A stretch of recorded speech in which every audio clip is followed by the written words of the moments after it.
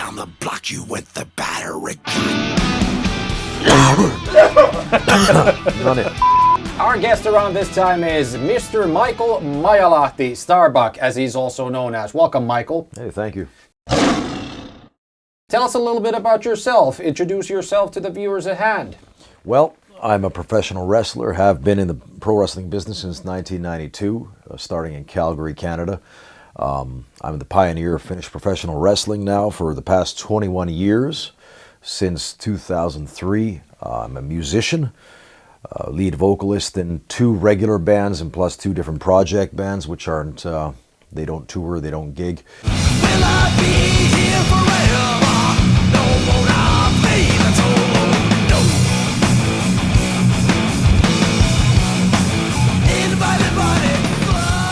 On top of that, I'm a graphic artist, personal trainer, and one of Finland's most utilized voice-over speakers today in B2B, B2C, and export with native English. Let's get a little bit of a background image on your wrestling career so far. So you've wrestled for about 30 years now. Actually, over 30 years. Over 30 years, right? Yeah, so January 7th of 2024 now was my 30-year anniversary since my first match. So now it's been over 30 years. But I've been in the wrestling business, in the pro wrestling industry, since the autumn of 1992. So I started as a ring announcer and as a TV commentator locally for a Calgary TV station. And that's my my initiation into the pro wrestling world. A multi-talent, all sorts of facets of the business. Well, you know, the thing is that I always say that the good Lord gives us all certain gifts, and to some he gives 1 or 2, and to some he gives like 5. So you're about 10 at this point. I'm not sure quite. I haven't, I didn't count all of them, but so I'm an artist. I'm a musician. I am a pro wrestler. I'm an actor. I'm many things, but all of them have to do with either performing or with then getting in front of people to show what you got. So that's really what I do. A jack of all trades, a master in some. A master in some, not master of all, but I think that, like, by and large, most of the things that I do, the things that I'm gifted in, are things that I really do well. And I can argue that point with anybody. It doesn't matter if it's music or if it's artwork or if it's voiceover or if it's acting or whatever, but whatever I do, I actually do it very competently. I can do it very well. So maybe not a master to the level of world champion in all trades, but very competent throughout.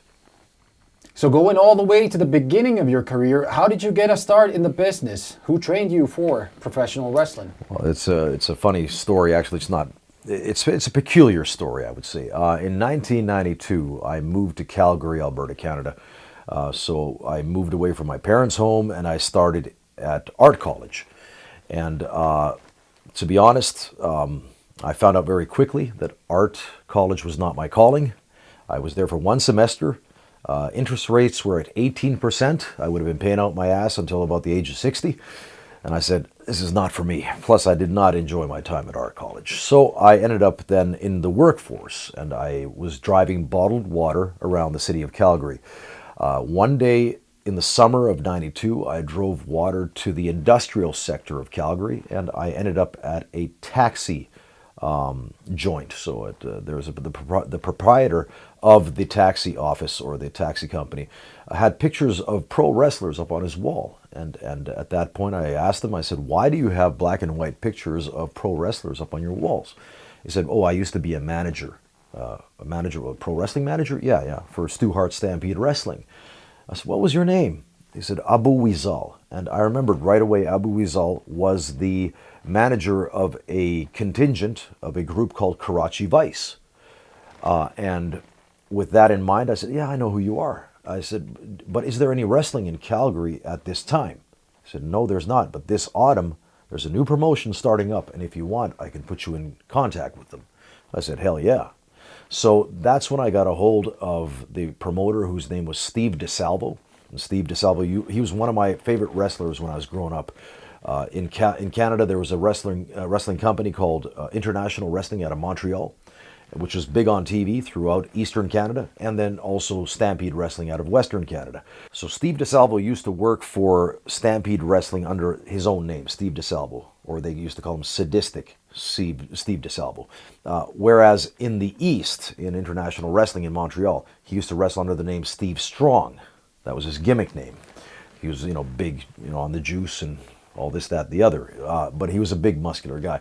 But he had gotten into realty, into the real estate business in the 1990s. And at that point, he was pretty much out of the wrestling business. But he was still willing to try his hand at promoting. And he was going to launch Rocky Mountain Pro Wrestling in the autumn of 1992. And his business partner was Beef Wellington. Beef Wellington was the former tag team partner of Chris Benoit out of Stampede Wrestling. And these two guys then started up Rocky Mountain Pro Wrestling, Beef Wellington and Steve DeSalvo. And I answered to Steve DeSalvo. And the thing is that I made my pitch. When I met him at his realty office, I said, I'm an artist. That was my opening line. I had nothing else to offer. It's like, I can draw pictures or whatever of the wrestlers for your weekly programs. This is what I thought to myself. But that's not what he heard. What he heard was he heard my voice. And I have always had a really good voice. One of the gifts that God gave me, and I've been able to parlay that voice across, like I said, the B2B, B2C export sectors here in Finland now for over 10 years. But that was what he heard back then too. He heard my voice. Clear and booming. Yeah, and that's where he figured, I'll make you a ring announcer. And that's where they put me, in front of the microphone. And during that time, I got to know the wrestlers that were in Calgary at that time. So Chris Jericho was just starting his career then. He was just in his second year, I believe it was, at that point. And Lance Storm, who became my coach, was in his second year also. They started at the latter end of 1990. So at that point, Lenny St. Clair was there, who is now in AEW as Luther. He was there at the time. A lot of other guys that came and went that have become names, or at least were at some point names in the wrestling business, went through that territory, through Calgary. And during 1992-93, I became fast friends with Lance Storm.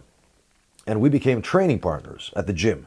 So 3 times a week, we would go to the gym. It was called The Gym, generically, The Gym in Calgary, and we would train together. And during that time, because we became friends, Lance said to me one day, he said, I see the passion that you have for pro wrestling. And if you want, I'll train you. And the funny thing is that Lance never asked for a penny of my money. He never asked to be reimbursed. He did it out of friendship. He trained me out of friendship. And for that, I am eternally grateful to Lance Storm. We'll talk about your so-called humble beginnings not being so humble, because these are all big names nowadays in the business. They might have not been back in the day, but nowadays each and every one of these names are very recognized names in the wrestling industry. And the thing is that, it's something that Ted DiBiase, the $1 Million Man, said in his Hall of Fame speech for WWE. He said that it's not always the guy who's the biggest who makes it. It's not always the most gifted guy that makes it. It's the guy with the biggest heart. Because you can teach anybody how to wrestle. You can teach them the fundamentals of our business, of what we do. But there's one thing that you cannot teach anybody, and that is the attribute of heart. So I think that like the guys that have made it, guys like Jericho, and I've known Jericho since 1992, and I'm so proud of Chris. I'm so proud of the fact that he went out there, now at the age of 53, he's still able to wrestle on a main event level.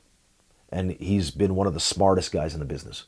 He's been able to recreate himself through his different personas, the Painmakers and the Ochos and whatever else, Le Champion and whatever, this, that, and the other.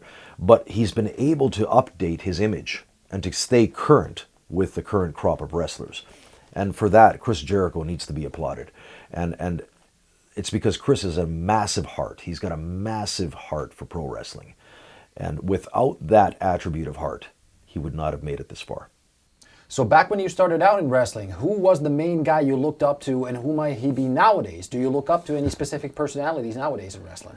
No, nowadays, when I got into the business, the standard bearer for my time was Nature Boy Ric Flair. Okay, so I grew up in the 1980s, and Flair was the gold standard for what a pro wrestler should be. On the microphone, in the ring, the skill set, everything from top to bottom. He was the echelon, the upper echelon of our business. And for me, that's what I wanted to be. I always thought at the beginning of my career, when I was, I had a tough spot in a match or whatever where I just couldn't think of what to do, I'd always ask myself, what would Ric Flair do at this point?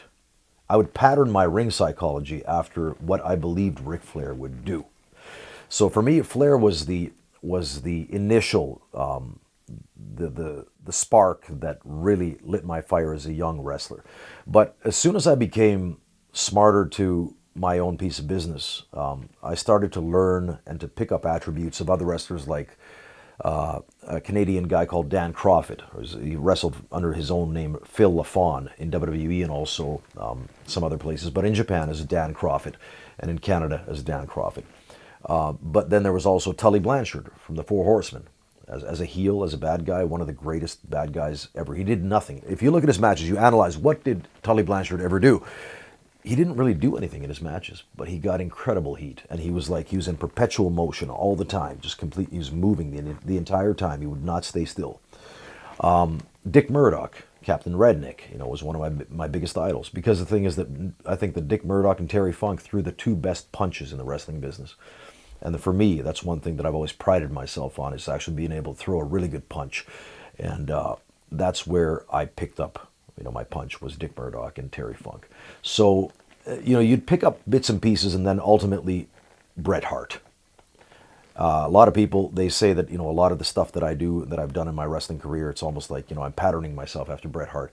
That's not by design. That's just, I believe that because I came up in Calgary, I came up under that Hart influence. So you can't run away from it. I mean, you just, and Bret Hart was brought up under the Dynamite Kid influence. So Dynamite Kid is actually the standard for Stampede Wrestling. It wasn't made by the Harts. It wasn't patterned after the Harts. It was patterned after Dynamite. Solid high impact style. Yeah, absolutely. And high intensity. High intensity. Yeah, and believable. You've got to be credible. And that's what Dynamite was and the Harts were. And for me, that's where, whether as a musician, when we did our first Stoner Kings album back in 2001 called Brimstone Blues, and a lot of the worldwide music medias would do reviews on our music, they would say that the lead singer sounds a lot like Axl Rose. And I thought to myself, well, I'm not trying to sound like Axl Rose, but just by innate design, by proxy, there's something in you that resonates. You're on kind of like your DNA. There's something in your DNA that's almost similar to Axl Rose. You can't run away from it. And that's where I think that there's something in my wrestling DNA, which ultimately, once I got comfortable with who I was as a wrestler, I began to resonate with that same standard or that same incarnation of what Bret Hart was as a wrestler. And like I said, it's not because I felt like I wanted to copy him so much as it was that I felt that it came naturally. It all comes from the backbone. Yeah, and the thing is, it's like I think that ultimately you come to the point where you have to transcend. When you're young, you have idols. When you're young, you're looking for your own identity and you're looking for your own uniqueness or whatever. But at the end of the day, what you have to, at some point, all your heroes are going to die, right? And it's the way of life. Mm. And I believe that you have to transcend yourself. You have to become the ideal of what you believe to be the top of the mountain. Now, if you can say that I don't have any more idols at this point, that I try to be the ideal of what I hold to be the highest standard, that's what I believe is like in humanity, just not in just wrestling, but in humanity, that's maybe, the top of the mountain that you can achieve as a human being or as a person, is to transcend and to become the hero. So for me, now, at the age of 50, I'd rather be the hero. I don't want to emulate anybody else. I'm the hero. And of course, when you're young in the business, in the wrestling business, you start looking at all the flashy stuff that you want to do inside the ring. But then you mature, you grow up, you get older. You start realizing that your body cannot take the punishment anymore. You have to start changing your style. Talking about your body taking the punishment and all that stuff, how many injuries, what sort of injuries have you had throughout the career?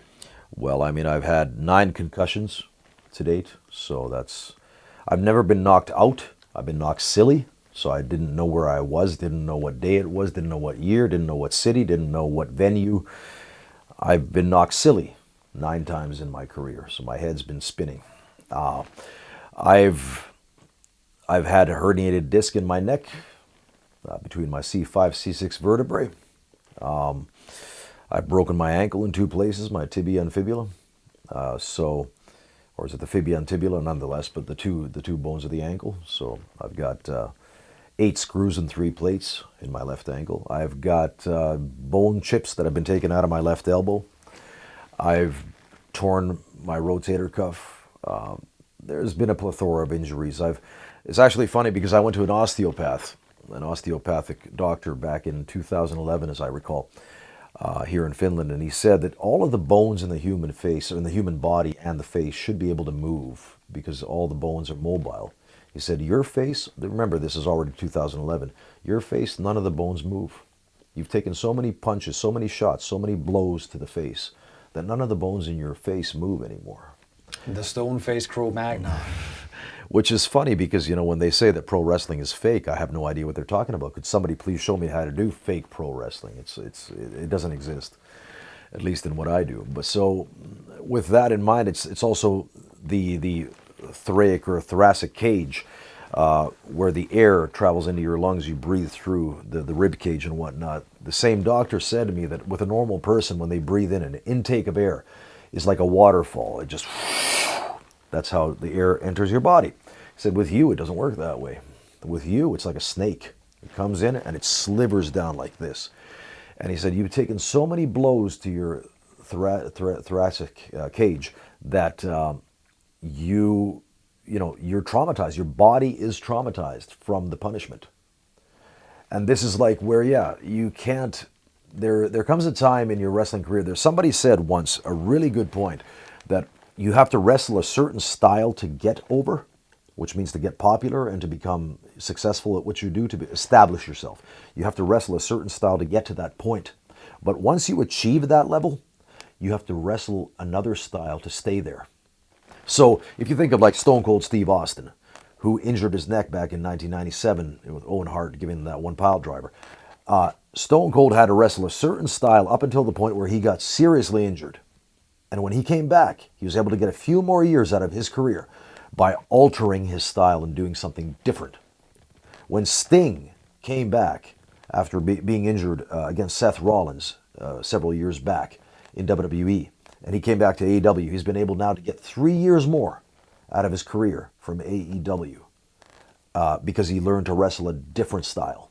You learn what you can get away with, and things that you must do because they're your trademarks, and things that you don't have to do because it doesn't add anything to the overall package. So with that in mind, for example, if you think of pro wrestling and you think about as you mature, what happens is much like in rock music. At the beginning of your career as a rock artist, as a vocalist or whatever have you, you're screaming into the microphone. You're talking to the audience and you're like full of piss and vinegar and you're full of like just energy. And it's almost like you're losing your voice. And then you get to the point where you watch a band like Metallica now, in middle age, guys that are about the age of 60. And you look at James Hetfield and he just exudes a calm kind of authority when he speaks into the microphone. He doesn't need to yell at all. He just speaks, and the people are with him. And the same thing is in pro wrestling is that as you get older, the confidence that comes through having been in the spotlight so many times, having engineered those people, having had them as silly putty in the palm of your hand, that you can mold them any way you want, and they will react. That confidence comes through in the sense that you don't have to do even 1/10 of what you used to do. You can just be, you can just stand in that spotlight, fill that stage, fill that space, fill that room with your presence, and have every single eye on you, and they'll be following you and watching you, and there's a magnetism that comes with age and comes with experience. And then you only do a few things, the things that you must do, the key elements that you need for your style. And then magic happens. That's really what it is. When you're young, you want to do everything in the book. You want to show everybody everything that you can do. It's like a young guitarist. You want to show all these shredding solos where you're just ripping across the fretboard. But you don't need to. You need to have like a sense of style. You need to have a sense of musicianship where, like, what does this song actually need? It's not showing all the shit that I know how to do. It's a question of knowing what fits the bill. What does that song need? What does the room need? What does the audience need? What does this match need? And that's where, at this stage of the game, I know how to read my opponent. I know how to read the room. I know how to read the promotion. I know how to read the situation. That's why I'm able to adapt and still at 50, after 30 years, keep on doing what I'm doing. Over the course of your 30-year career, you've wrestled all 4 continents, haven't you? I've wrestled on 4 continents now, yeah. And through those years, 22 countries now, 4 continents. As a main event talent in most places for the majority of my career and as a champion. So with that in mind, yeah, I've done pretty well. And where was it that you always wanted to wrestle in all of these 4 continents? What was the main goal in your career to wrestle in? Well, for me, it was always Japan. かわす後頭部これも首にいってますよね。全部首ですさあ一本まで休んだあ上げたいったパイルドライバー決まってしまったさあ天竜返せるかどうだいやこんな完璧な。So at the end of the 2000, like the 2000s, 2007-ish, I made a clear decision as to what I wanted from my career. So I was listening to Anthony Robbins, Tony Robbins, the world's foremost life coach authority.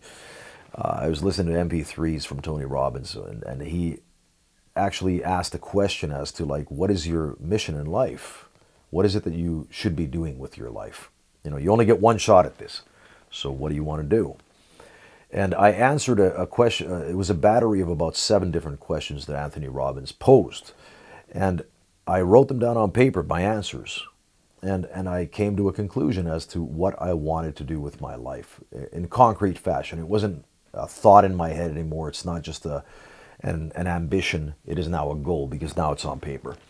And I realized that in the next year, I'm going to do everything that I can to get to Japan. And why Japan? Is because for me, in my pro wrestling career, I've always idolized and I've always respected the hard men and the hard matches in our business. The credibility. For me, the worst thing you can say to me is, you're just another one of those fake wrestlers. No, I'm not. You know, Johnny Valentine, Greg the Hammer Valentine's father, once said that, I can't make you believe that pro wrestling is real, but I damn sure can make you believe that I am. And Ole Anderson, who just passed away, who was one of the main power brokers in pro wrestling and one of the bookers for WCW and NWA back in the day. You know, he had I bought his book many years back, his autobiography, and he said in that book that you know, you could say anything you want about these matches tonight, and you're entitled to your opinion, but watch my match. If you see any bullshit, I'll give you your money back. So I've taken both of these mottos of Johnny Valentine and Ole Anderson as my personal credo. When I was on Chris Jericho's podcast, Talk is Jericho, back in 2019, I said the same thing there, that I'm in the make-believe business. I make believers out of people. That's really what I do. And for me, the worst thing you can say to me is you're just another one of these fake pro wrestlers. No, I'm not. I'm not fake in any way, shape, or form. What I do in the ring is not fake. My style is not fake. Who I am is not fake.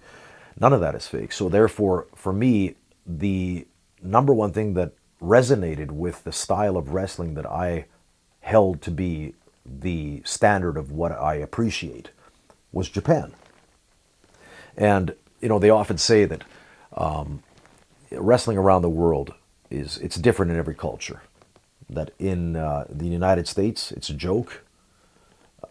In Canada, it's a sport. You know, in Mexico, it's basically their national identity, lucha libre. In Japan, it's serious business. And you got to choose what it is for you. And for me, that's where, like, when you realize that you want to be part of the sporting aspect of pro wrestling, you take the incarnation of that and you look at what is it that you aspire to be. And for me, it was the Japanese style of pro wrestling. So when I got there, I thought to myself that in 2008, that this is my goal. In 2007, I set the goal. I said, in 2008, this is where I want to be. Well, it took me a couple more years. I got there in 2010. But I set that goal in mind, and I did everything in my wrestling career to advance in such a way that I would be able to get to Japan. Little did I know that I thought that if I just got there one time, it would be, that's my career ambition. I could just wrestle there once, and then I could just say that I've been in Japan. But little did I know that the day that I debuted in Japan, I became a star overnight. 夢完結の時を迎えるかスターバック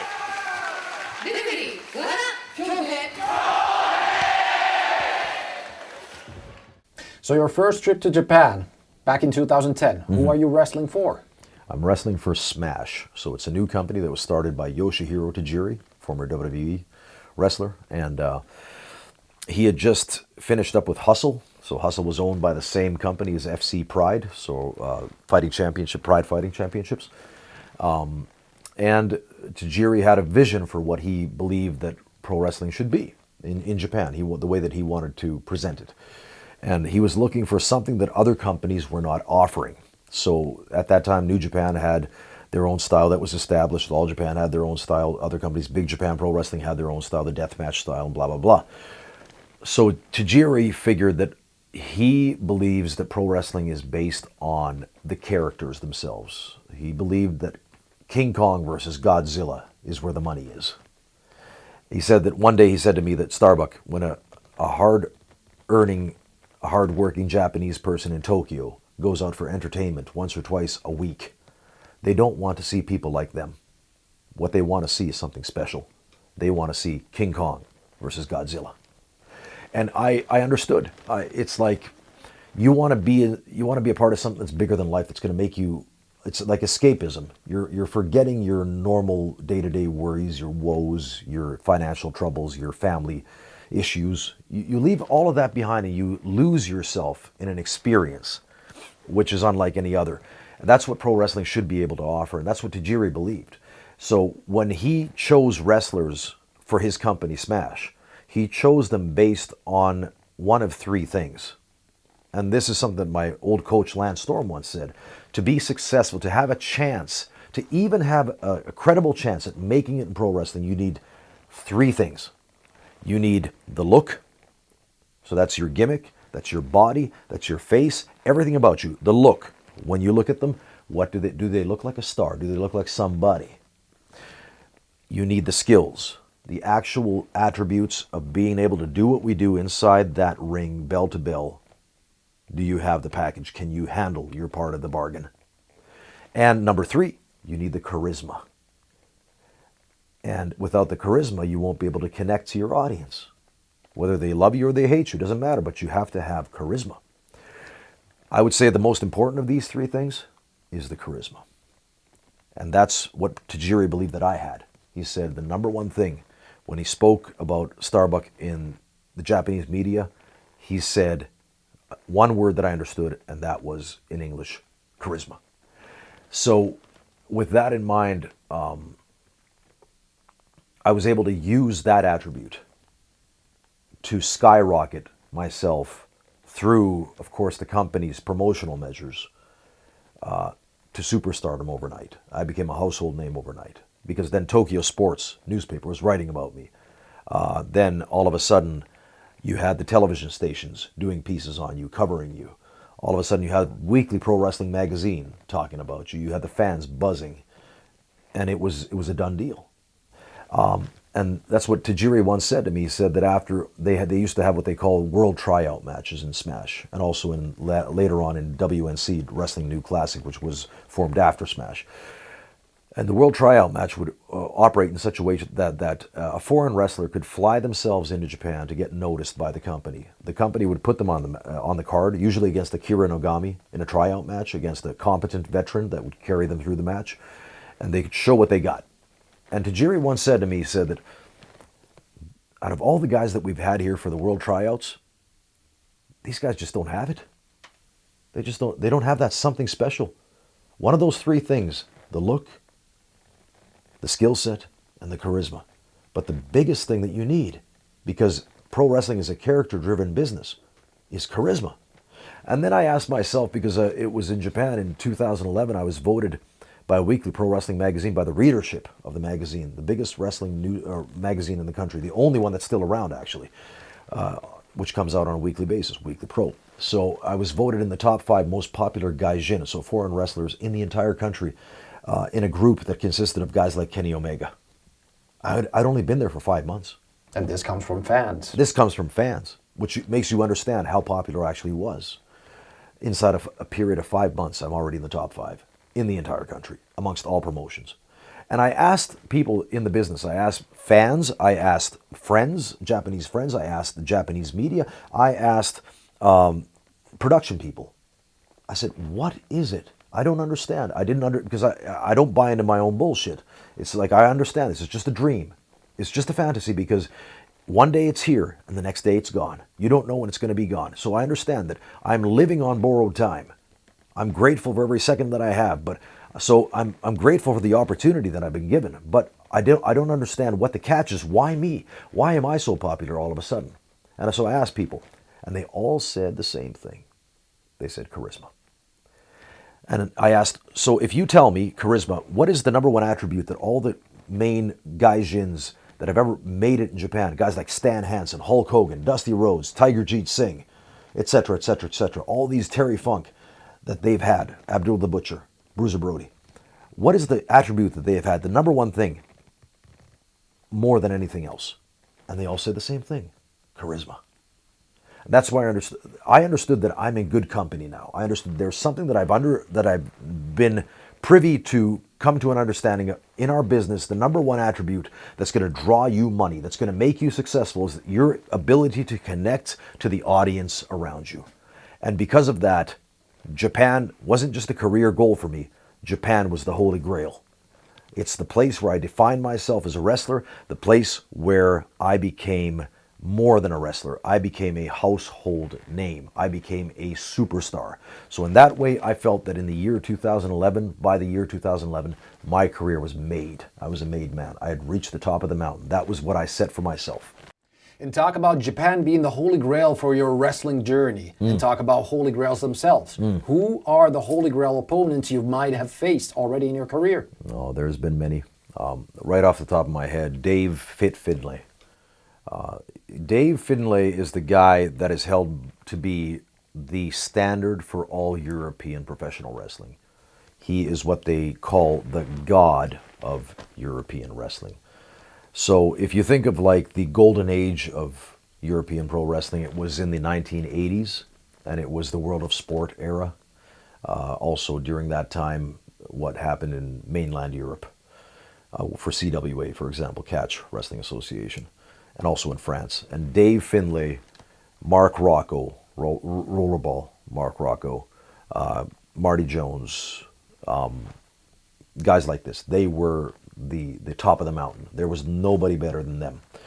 But out of all of these guys, I would say that Finlay, top to bottom, for credibility, for his wrestling style, for believability, for ring general work as far as like leading matches, everything, there's nobody better. Nobody better. The Belfast Bruiser. もうワールドワイドですか、初めてちょっと苦しそうな表情を見せましたね。バックエルボーヒットさせてまいりました。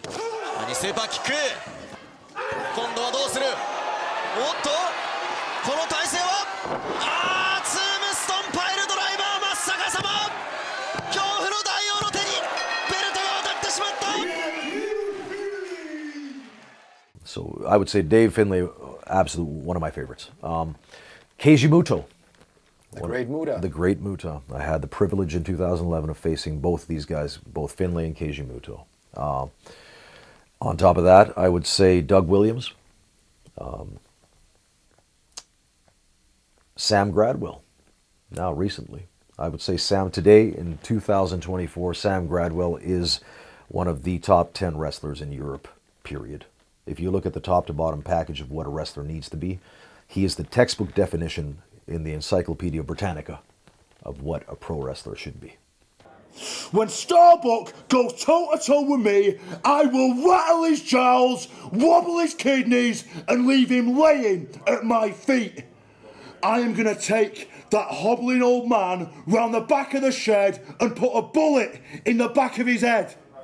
And talk about Sam Gradwell. I see a little bit of something on your waist right there that used to belong to Sam Gradwell before. Well,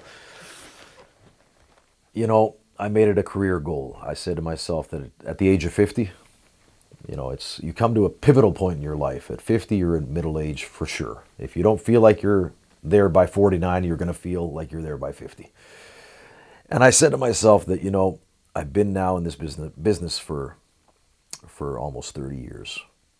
And if there's one thing that I want to achieve still in my life, it is at this age to not only wrestle some of the best matches of my career, but I want to reach for the brass ring one more time. I want to go for broke. And I was able to do that and defeat Sam Gradwell to take the Slam Wrestling Championship. So at Super Slam on the 10th of February 2024 in Helsinki. And it's a definitive career highlight. I mean, it's the two matches that I had against Sam, I think a couple of the best of my career. And also against Axel Tischer of Germany last year, Axman, in Helsinki at Hell City Slam 3. One of the best matches of my career. It was voted as the match of the year in Slam Wrestling. And for good reason. I mean, it was, you know when you're hitting on all cylinders. You just know. You know when you're, as a musician, you know when you're hitting all the right notes. You know when it's clean, when there are no fuck-ups. You just know. And that's really, you know, in the past couple of years, I've been able to find like a hidden gear. It's like, maybe it's a hidden motivation. Maybe it's something that, like underneath the surface that's been bubbling for a while where it's like, I feel like I need a driver. There's an internal force, an internal desire there's got to be a pot of gold at the end of the rainbow for me. Now, if it was just going to the gym and just staying in shape and, you know, I'm just doing it just for the sake of, I'm not sure if there'd be enough motivation or enough meat on the bone. I need something, there needs to be a payoff at the end of the day. And for me at the age of 50 still, to be in this shape, to be in this condition, to be this versatile, to be this mobile at this age is a testament, and it's something that I take pride in. There's not many 50-year-old men in our culture that can do what I do. There just isn't. You can go looking for them, and I'm more than happy to take a look at who you got to offer me. But I know for a fact there's not very many that can do what I do. So with that in mind, it's like I believe that if you want to have an extraordinary life, you must be willing to do extraordinary things. You must be willing to go the extra mile. Where other people quit, you must be willing to persevere. Where other people say enough is enough, you say, I'm just getting started. And for me, that's been the thing. Because the thing is, if I were to die tomorrow, I could say at the age of 50 that I've lived the life of 10 men. I've had a good life. And now that we've set our foot in the subject already, let's talk about Slam Wrestling Finland. Your company, Slam Wrestling Finland. How did Slam come to be? Well, you know, the thing is that in my prior marriage, I looked at my life at the age of 45. I was 45 at the time, and I looked at my wife at the time asked me that, how are you gonna feed your family? What are you gonna do in the future? Like, I mean, because, you know, society changes over time. And whatever was, you know, the thing back in the day, for example, all of a sudden you might be out of work tomorrow because the thing is that times change. So I looked at my life at the age of 45 and I thought to myself that either I'm going to have to look at getting a different trade ticket, go back to school, maybe take some evening courses or something and find a new trade in order to feed my family and feed myself, or then I'm going to have to find a way to make what I know work. At the time, I was running a non-profit organization called Fight Club Finland, and at that time, I had tried for years upon years, even put my own money into it, which, you know, was outside of already the bounds of what you need to do for a non-profit, but I had put even my own money into it to try to make it fly and to try to get it on Finnish television, to make it grow to a point where pro wrestling in the country of Finland could have been on a business level, something to be, you know, taken seriously. And I could never make that happen with the nonprofit structure, because in a nonprofit you have to find ways to accommodate everybody, because that's the way nonprofits work. Everybody pays an annual fee. to be involved, and by law, you are obligated to figure out stuff for them to do. And that's what they signed up for. So depending on whatever their level of competence is, whether or not they're competent enough to do the job, but still you have to offer them something which fits the bill. That's really the way it works, but that's not how business works. And when I realized that I need to be able to take what I know. Either I get a new trade now, or then I find a way to make money with pro wrestling. And there's not a single other person in all of the Nordics of Europe who has my experience in this business, which is why I said to myself, I had a discussion with myself and I said, Michael, what are you going to do? How are you going to make this thing fly? And I only saw one way, and that is that I take wrestling and I make it into a business. No longer a non-profit. I make it into something which is palpable across the business landscape. And I start to make decisions based upon whether or not this is going to facilitate business for us as a company, which is why I started Slam Wrestling. And there I chose to go the professional route. This is not a hobby anymore. This is now a livelihood. This is how I'm going to make money moving forward. I'm going to find the avenues, find the ways, find the right people to put in the right key positions in order to facilitate a livelihood for the people involved. That was the goal of Slam Wrestling in 2018. So in the summer of 2018, I started Slam Wrestling. Initially, it was just a sole ownership company. And then I recruited shareholders by the end of 2019 because I realized I can't do this on my own. It's too much work, just too much work. And with that in mind, now I have a set of shareholders in the company, and we have made incredible headway in the past 5 years now. We are now on FIGHT TV. We are one of the only promotions out of Europe in professional wrestling on FIGHT TV, the largest sports streaming network in the world with over 9 million subscribers. That is a feat in and of itself. For us to have a name in the wrestling industry that to this day I get emails weekly from all around the world. People looking to wrestle for Slam Wrestling. Why? Because we have a reputation in the wrestling business. The people that have worked for us have gone out there and spoken well of us and said, there's something special about Slam Wrestling. There's something different about Slam Wrestling. You got to hit these people up. And because of that, we've been able to get a reputation that I've been able to, and that I've actually religiously defended with my life. So at the end of the day, all you have is your reputation. When times change and when the shit hits the fan and when you are tried in the fire, all you have is your reputation. Either it stands up or it doesn't. And I've been able to hold that up, which is really something that I'm proud of. And that's where Slam Wrestling for me is, it's to this day something that I'm looking to grow as large as I can to the point where hopefully one day, and I believe in my heart, I believe in my heart of hearts that this will become a flourishing industry for those involved. Because if the guy on top is not completely sold on what he's doing, how can anyone else believe? Because the shit always rolls down, right? Whatever you establish on top, whatever the philosophy is on top, whatever you set as a culture, whatever you set as a mandate, all of that rolls down. It trickles down. It's trickle-down effect. That's where Slam Wrestling, because we are not a political entity, we are not in any way, shape, or form a woke entity, any way, shape, or form. What we are is a serious business entity where all I expect from you is effort, full effort. I expect integrity. I expect you to keep your word. I expect you to be ambitious. And I expect you to do your best. Now, these are universal things. These are not outside of the scope of reason for any culture, for any person. If you're ready to do what is expected of you and what's required, we can work together.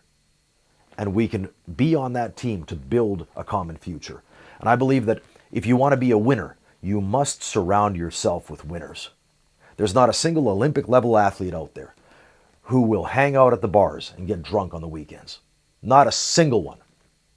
If you are serious about what you do, if you want to be a world beater, if you want to be the best of the best, you will do whatever it takes to be the best, and you will hang out and you will converse and associate with the people who are already higher than you.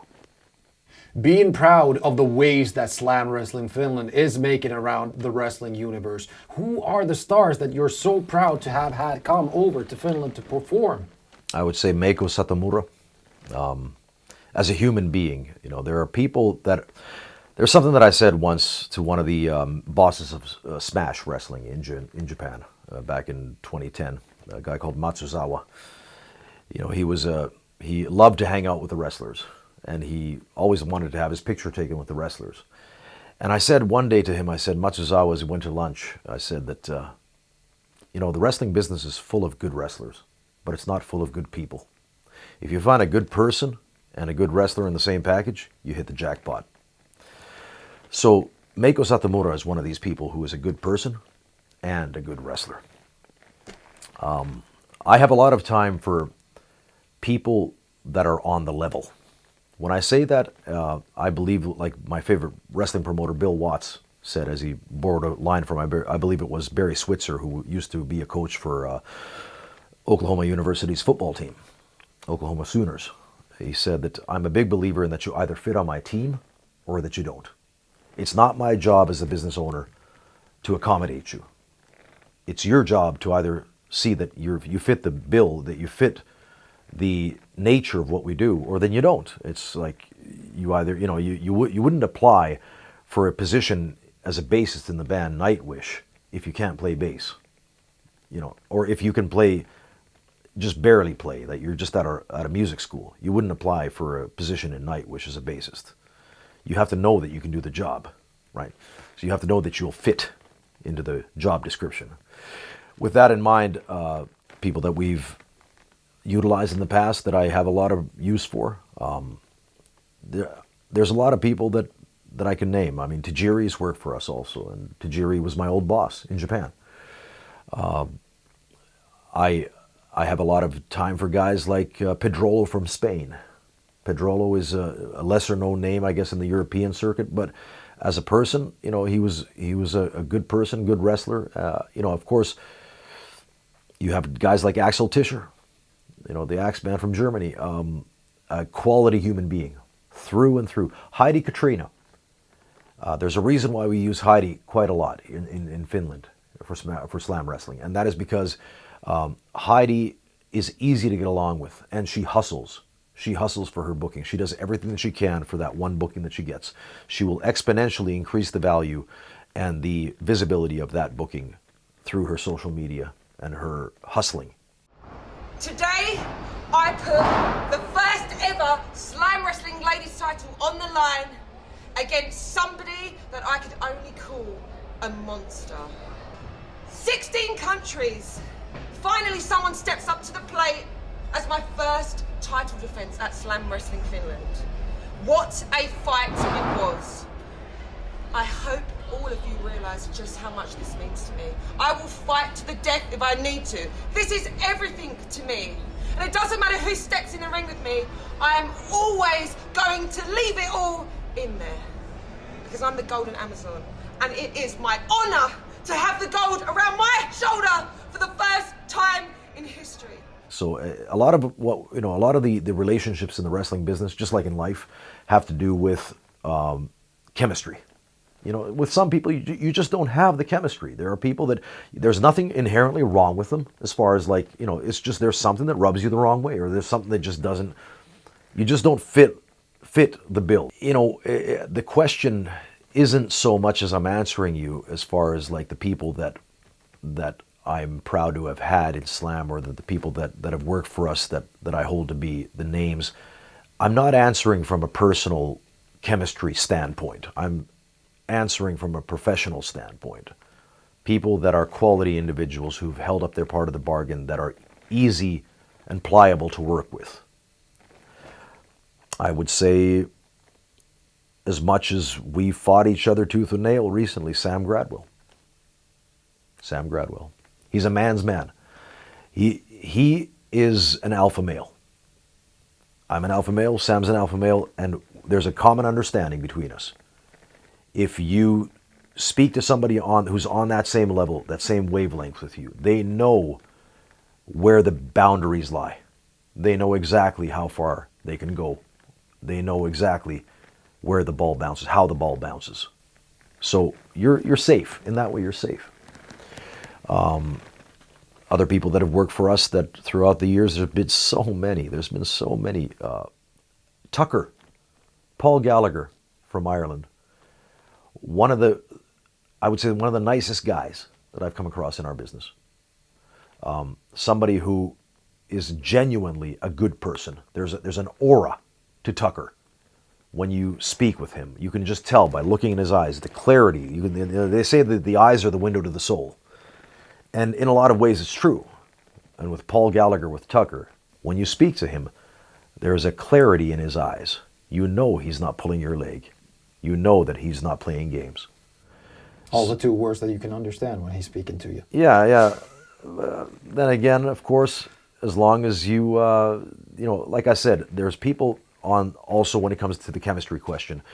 Even if you don't understand their language or their intonation or their, the way that they speak in such clear terms. In Japan, for example, Tajiri often said to me, how is it possible that you understand me completely? That he's very unsure about his English. Tajiri is very shy about using English. And he always asked me, how is it that you can understand absolutely everything that, we have this like complete understanding amongst each other. And it's because I can understand broken English. I understand how the Japanese talk. And it's a question of whether you fit or whether you don't. I was just able to fit. And there are people that fit on my team and people who don't. So there's been a lot of people that are good. Then there are people that come, and I won't name names, but there are some people that come once and then maybe once or twice, and then they just don't come again. And there are reasons for that too. And that's some of them, not with everybody, but with some of them, it's simply a question of that they felt that they were a square peg in a round hole. Or then I felt that they were a square peg in a round hole. And just because of that fact, there are idiosyncrasies that they're unspoken. You don't have to speak them out loud. You just know that it's an internal knowledge that it's just this person doesn't fit. Off the top of your head, name 3 wrestlers who you would love to see inside the Slam Wrestling Finland ring. 3 that are still around. I would have said Keiji Muto, but Keiji retired a year back. Nowadays, maybe. Let's talk about active competitors. Yeah, active. Maybe. Out of the ones that are now, right at this point in 2024, who are on the available market, Tessa Blanchard. Tessa is a female competitor who I believe to be one of the top 5 in the U.S. today, period. I would say maybe Matt Riddle. I know he had his problems with substance abuse and whatever else that have been well documented. But I believe that Matt Riddle, as a competitor and what he can do athletically and his media value, that would be something. And then I believe that maybe as a third name, boy, that's tough. That's tough. There's so many that I could choose from, but make it count. Make it count, yeah. Maybe somebody from Japan, but it would be tough to say that who right now would be like up and coming. So not somebody who's been around for a while, like not, with all due respect, I mean, I could say Kazuchika Okada, but as far as looking to the future, not looking to today, but looking towards the future, who would be that third person? I would think somebody from Japan, but I have to think about it a bit more before I can answer you. Looking ahead to the future, cultivating future talent. Talk about the future talent of Finland here today. Well, we have so many gifted athletes. The one thing that I've always looked for in people that come to training is coachability. The number one question. William Regal asked this when he was the head of talent relations and the head of the new recruits in WWE. His number one question would be, are you coachable? And it's really the key question in all things related to coaching. Either you can absorb information and act accordingly, or then you can't. And I'm looking for guys that have the heart, guys and girls who have the heart. And because nowadays I believe that it's so difficult to, with the way that culture has become, because everything is, it's TikTok culture. It's 7 to 12 seconds of your attention. It's the death of the attention span. It's people don't have the hunger anymore that they used to have, like the hunger to go out on a limb and to be the best and to make extra sacrifices. There's very few people who are willing to go that extra mile. And I'm looking for those kinds of people. I believe that, for example, Artur Arder in slam wrestling, the young Estonian, I believe that he is one of these guys that is going to have these key elements to move forward in his career. I believe that at the age of 19 now, he has got that something. I think that athletically, he's gifted. I think that attitude-wise, I think that he's, when he needs to receive correction, he takes it well. He doesn't go and sulk in a corner. I think that that when you coach him up, he listens and he fixes whatever needs to be fixed right away. These are the attributes that you're looking for. You're looking for these things. And when I gave him the training program, how to build his body for density and for muscle mass and all this, he used the same things that I taught him. And now in the last half year, he's put on, I think, has it been actually 9 kilo of solid muscle within a year, organically. So, I mean, the thing is that he's listening. He's listening. And so he's the future. You know, Artur is one of these guys who's the future, and he's young enough. But, you know, the guys that we have like TT Suosalo, a pure natural athlete, a guy who can, he's got absolute body control, absolute 100% body control. He's one of the best pure athletes I've ever come across. Dylan Broda, who is, character-wise, one of the best walk and talk types of Memphis-style heels in the wrestling business today, where if you think of audience participation, you think about how well he relates to an audience and how well the audience relates back to him. Dylan is the epitome of somebody who is going to engage that audience in a way that other wrestlers won't. Other wrestlers will wrestle where they will give people something to watch. Dylan will make them take part. And there's a difference there. There's a big difference. So Dylan has that special something, and he's got also ring smarts. He's got psychology, a sense of timing. Then you've got guys like Mika Forsström, the boxer. He's an athlete. He's been a coach himself for 22 years as a boxing coach and as an active boxer. So, you know, he comes from serious athletic stock, and he knows what coaching involves, so he can appreciate that, and he's coachable because he himself is a coach. Then you have guys like Amy Helen, who, you know, he's the quiet, typical Finn, but Amy is a young man who not only hits like a mule, but he listens like a hawk. That Amy is a guy who's quiet. He sits in the background. You don't notice him all that much, but he's listening to every single thing that he hears, and he takes it to heart.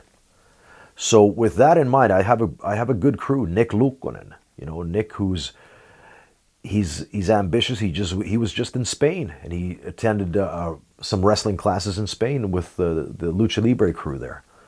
And, you know, so all these guys, I could name other names too, Mick Vainola, et cetera, but all these guys are people who are coachable. They are people who've hung in there where others haven't. We've had so many people quit. So many guys with bodies, guys that have been bodybuilders, who come in the door, they come for about 3 training sessions, then they quit. Somebody pulls a muscle in their back. Oh, it's too much. They quit. Somebody, they just have trouble doing all the rolls and just getting their body to fall into line, and they quit. Others that just are not used to being coached. They're not coachable, and they quit because they're not coachable. They thought this was something else. Now it can be fun too, but first and foremost, it's not fun, it's athletics. Athletics can be fun, but the fun comes later. It's a byproduct of the athletics. So I think the crew that we have is good, and I think the new guys getting involved now, they have promise, and I'm looking forward to the future, and I'm hoping that we're going to have more athletic people, especially the ladies. I would hope to see some ladies that are really hungry and really athletic and really physical join our sport.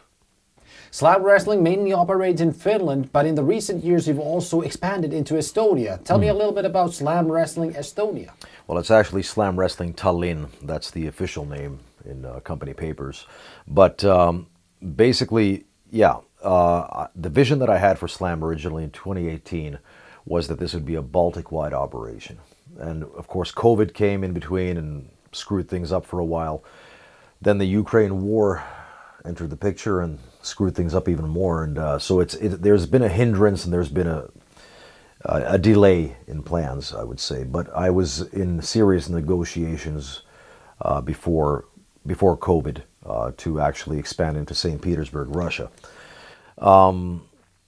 With all that in mind, Slam Wrestling Tallinn has been an ambitious effort to break into the Estonian market.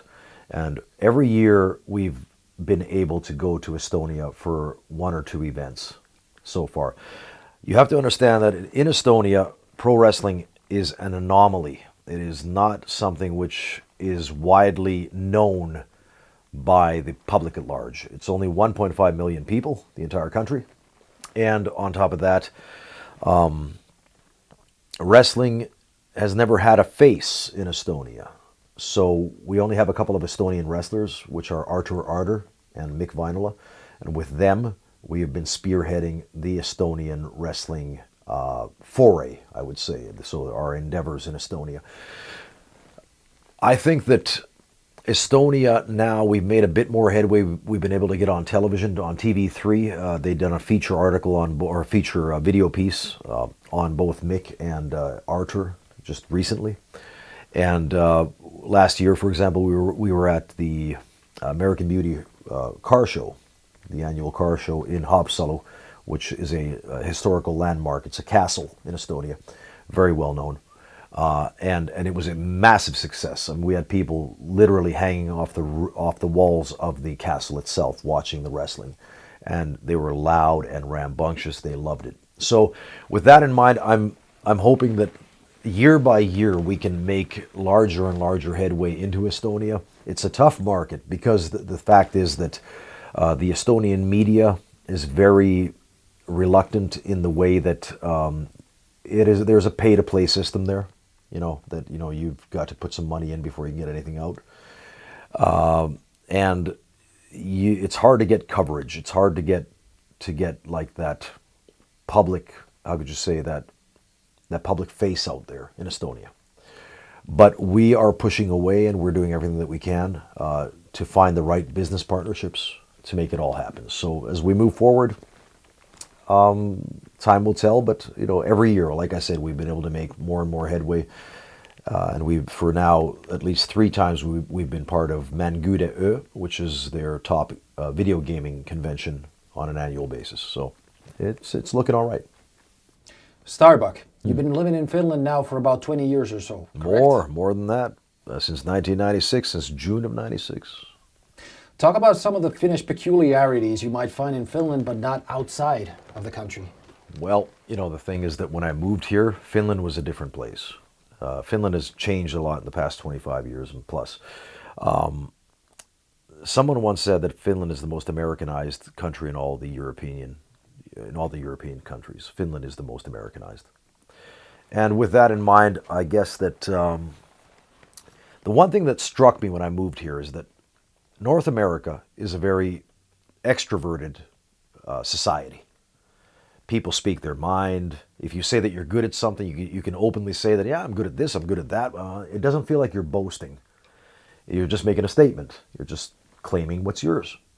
But in Finland, when I moved here, there was a thing where, like, if you told people, or if I told people that I'm an artist. I'm a really good artist. It's like, who the hell do you think you are? That was the reception that I got. You got a fucking big head. You think you're hot shit? What, you think you're that great? You know, you say that you're good. And it's a different mentality where, in that way, it's peculiar that in Finland traditionally, if you're good at something, you can't toot your own horn. The law of Jante. Yeah, you've got to be low key. You have to be like, you know, I try my best, and I've done a bit of this, I've done a bit of that. Then you let them like find out on their own what exactly it is that you do. That's the difference in Finland versus like Western North American society, for example.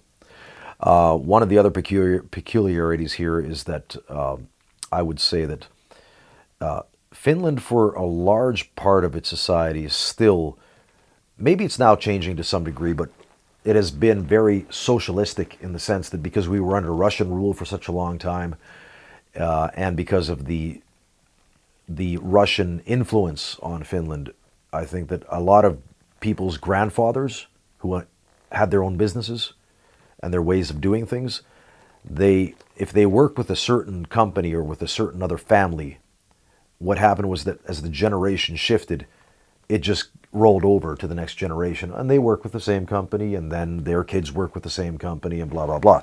So there isn't a lot really of the sense of adventurous, how could you say, like going out there and trying new things and going for broke and taking a chance, taking risks. It's not quite a Finnish attribute that companies or that Finnish people really take all that large of a risk. They're more concerned with, we have this saying in Finland that mitä ne ajattelee musta? What do they think of me? Or what will they think of me? If I do this, that, or the other. There's so many people that have this mindset, and that's why they'd rather stay low key, out of sight, out of sound.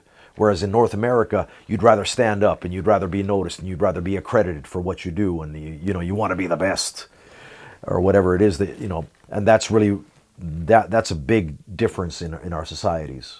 It's a very different mindset. And I find it, like, at least I found it very hard to sit and to fit into that Finnish mentality when I moved here. And for years and years and years, I just didn't feel like I fit, because I was brought up for 23 years of my life in North America.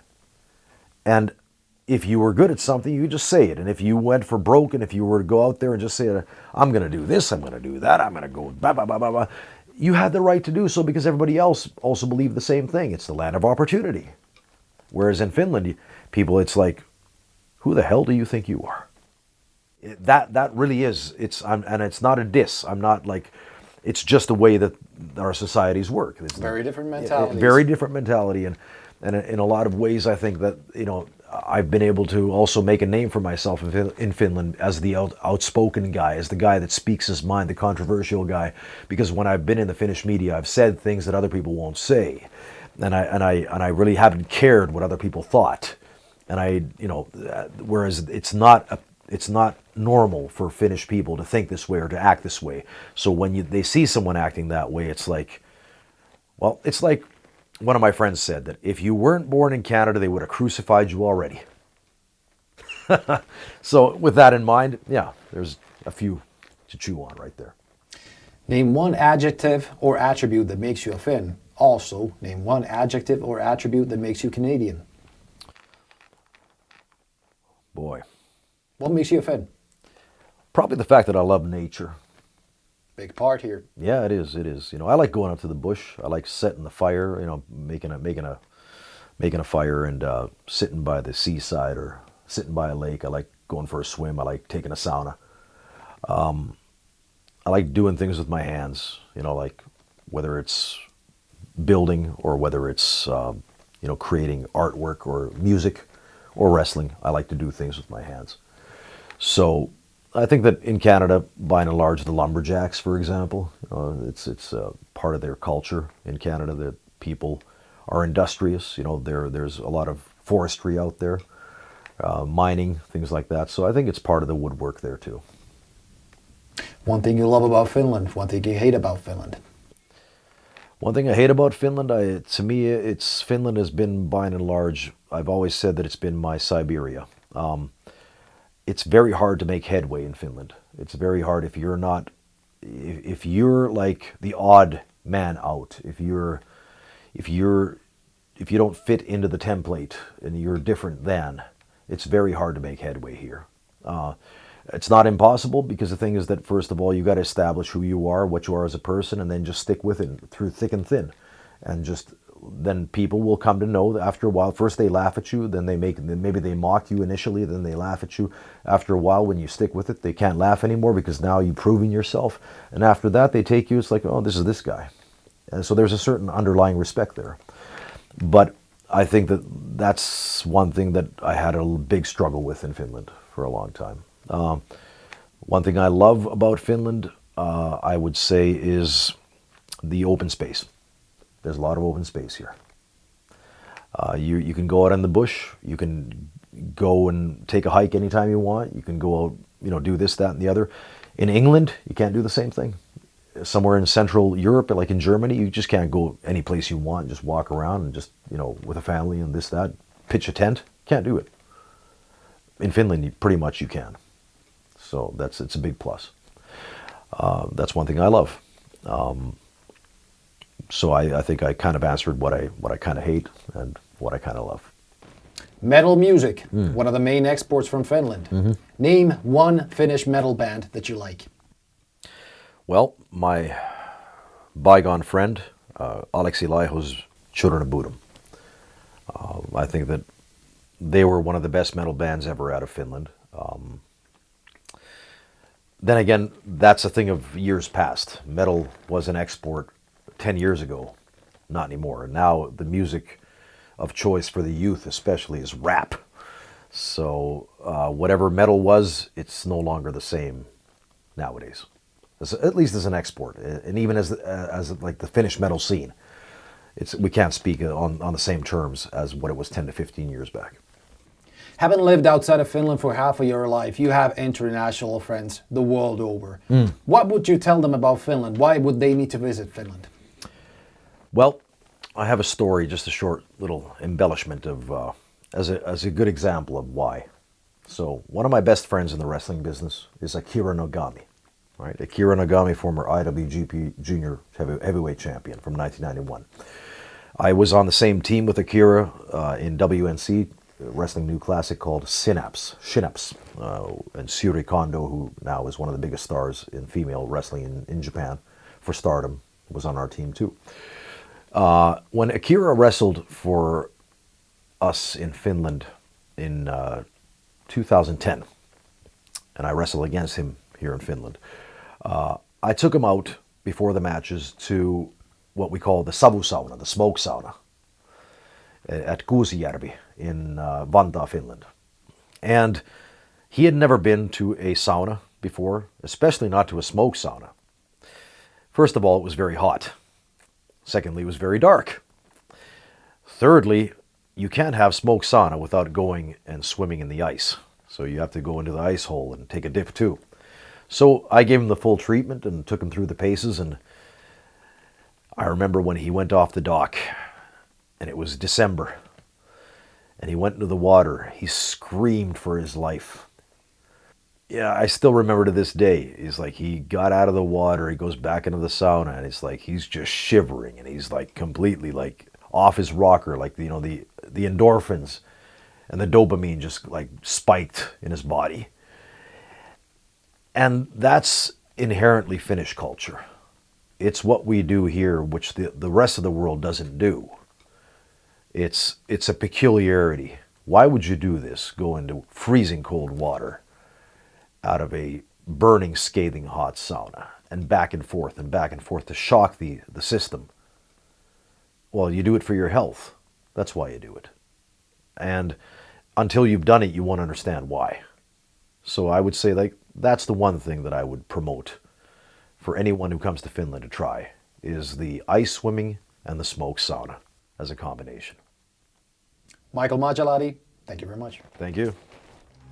Thanks for watching, and check out our website at soundazilla.com.